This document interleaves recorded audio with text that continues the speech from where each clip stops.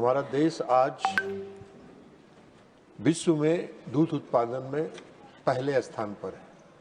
हमारा दूध उत्पादन 2014-15 में 146.3 मिलियन मेट्रिक टन था। वो बढ़ के 24-25 में 248 मिलियन मीट्रिक टन हो गया है। 69.41% का ग्रोथ पिछले 11 वर्षों में हुआ है। हम सिर्फ उतना ही नहीं कर पाए, हमारा जो उत्पादकता भी है, प्रोडक्टिविटी भी जो है, वो 2014-15 में जो प्रति पशु प्रति वर्ष 1648 केजी पर डे था, वो प्रति वर्ष था, वो 2024-25 में 2251 केजी प्रति पशु प्रति वर्ष हो गया है। तो हमारी प्रोडक्टिविटी भी बढ़ी है, उसमें भी हमारा 36.63% का ग्रोथ है। लेकिन हम इसका एक्सपोर्ट, हम इतने विश्व में प्रथम स्थान पर होने के बावजूद हम इसका निर्यात नहीं कर पा रहे हैं। उसका मुख्य कारण है कि हमारे देश में FMD, foot and mouth disease का प्रकोप रहा है पहले से काफी, और जो यूरोप है, जापान है, अमेरिका जैसे जो विकसित राष्ट्र, उन राष्ट्रों में FMD मुक्त जब तक सर्टिफिकेशन नहीं होगा तब तक हम उन देशों में एक्सपोर्ट नहीं कर सकते। वो देश बिना FMD मुक्त देश के वो अपने यहाँ इंपोर्ट नहीं करते हैं, चाहे वो डेयरी हो, डेयरी प्रोडक्ट्स हो, दूध का पाउडर हो, पनीर हो, कुछ भी हो। तो इसलिए देश में आज पूरे जोर शोर से FMD मुक्ति का अभियान चल रहा है। FMD मुक्त हमारे 9 राज्य हैं जिनको मंत्रालय ने चिन्हित किया है, जहां FMD की आउटब्रेक्स काफी कम पिछले वर्षों में रही है। अगले कुछ दिनों में world organisation of animal health से सर्टिफिकेट के आधार पर उन राज्यों को FMD मुक्त घोषित करने की प्रक्रिया हो रही है, और इस तरह से हम एक्सपोर्ट को बढ़ावा दे सकेंगे। सेकंड सप्लीमेंट्री, श्रीमान शंभू शरण पटेल जी। माननीय सभापति महोदय, माननीय मंत्री जी ने सही कहा। मेरा अगला प्रश्न माननीय मंत्री जी से है कि जो फूट एंड माउथ डिजीज जिसको FMD बोलते हैं, उसको मुक्त करने के लिए सरकार ने अभी तक कौन कौन सी कार्रवाई की है, और FMD मुक्त होने के बाद हमारे निर्यात पे कितना इसका हम लोग को लाभ, देश को लाभ मिलेगा? Honourable minister. सभापति महोदय, जैसा मैंने पहले उत्तर में बताया कि FMD के कारण हमारे देश से एक्सपोर्ट डेयरी और डेयरी प्रोडक्ट्स का नहीं हो पा रहा है। अब FMD की रोकथाम के लिए जो अभियान चला है वो बहुत व्यापक स्तर पर अभियान चला है। FMD के जो वैक्सीन हैं वो 100% भारत सरकार उसका खर्च उठाती है। टीका लगाने वाले जो वैक्सीनेटर्स हैं उनको भी हम पारिश्रमिक देते हैं, उनको भी हम पारिश्रमिक इसके लिए देते हैं। इसका जो वैक्सीनेशन है वो सही जानकारी उसकी उपलब्ध हो, उसकी मॉनिटरिंग की व्यवस्था मंत्रालय में है, और भारत पशुधन पोर्टल विकसित किया गया है। 12 डिजिट का डिजिटल कार्ड सभी पशुओं को चिन्हित करके दिया गया है, उस पर उनकी पूरी पहचान है। अब तक लगभग 36.81 करोड़ पशुओं को इसका पंजीकरण पशुधन पोर्टल पर हो गया है। कठिन रोग अगर FMD का ब्रेक कहीं होता है तो उसको पूरा घेर के, उसको क्लोजअप करके उसको मॉनिटरिंग की जाती है ताकि वो आगे बाहर उसका फैलाव नहीं हो। पशुओं के आवाजाही पर नियंत्रण किया जाता है ताकि ये फैलाव नहीं हो। FMD ब्रुसेलोसिस की बीमारी की रोकथाम के लिए SOP जारी किया गया है। सभी राज्यों को, केंद्र शासित प्रदेशों को SOP बताया गया है। और सभापति उप महोदय, हम बताना चाहेंगे कि जो पशुधन पोर्टल पर जो अब तक डाटा अपलोड किया गया है उसके मुताबिक 20 मार्च 2026 तक 132.49 गो पशुओं का टीकाकरण किया गया है। 4 से 8 माह के बोवाइन बच्चियों के लिए 3.17 करोड़ टीके लगाए गए हैं।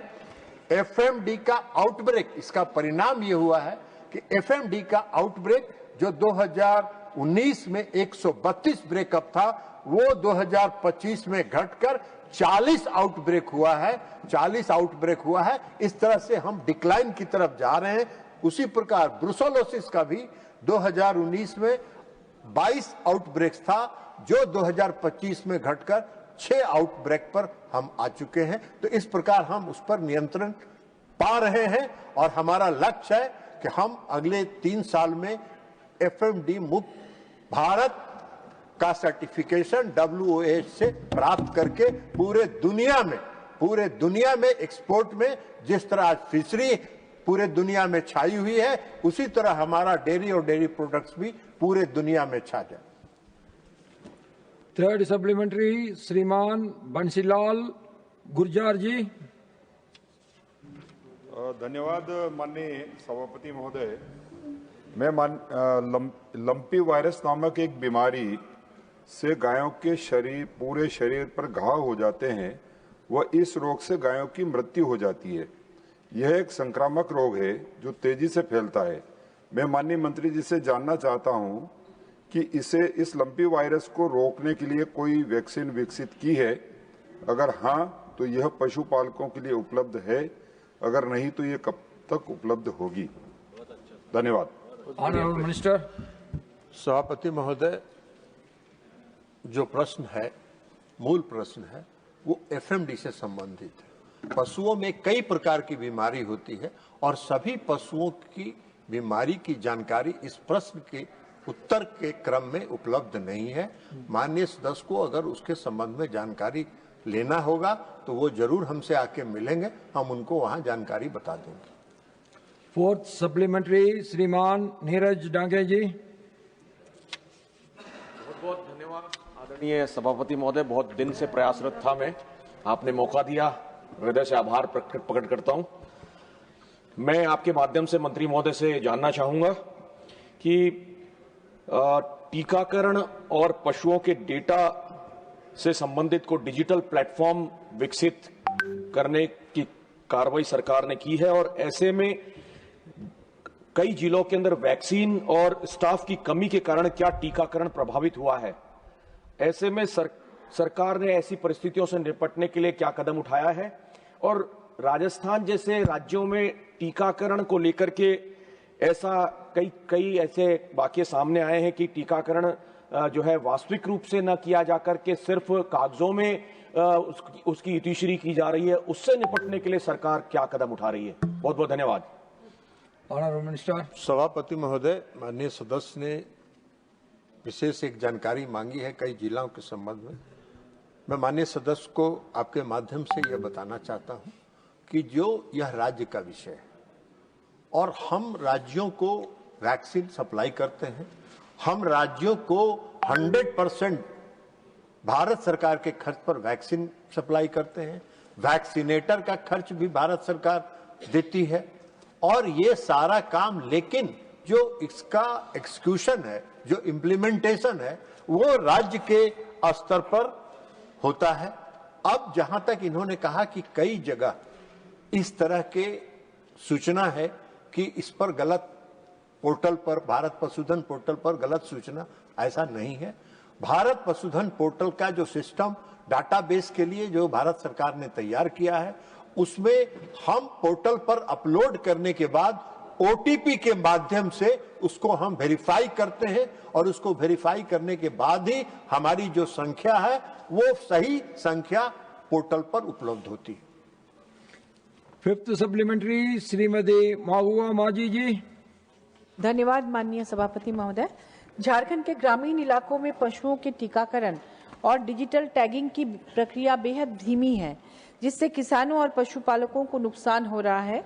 हम जानते हैं कि झारखंड के ज्यादातर गांव दुर्गम पठारी इलाकों में है, जो घने जंगलों के आसपास बसे हैं, जहां शहरों से समुचित कनेक्टिविटी का भी अभाव है।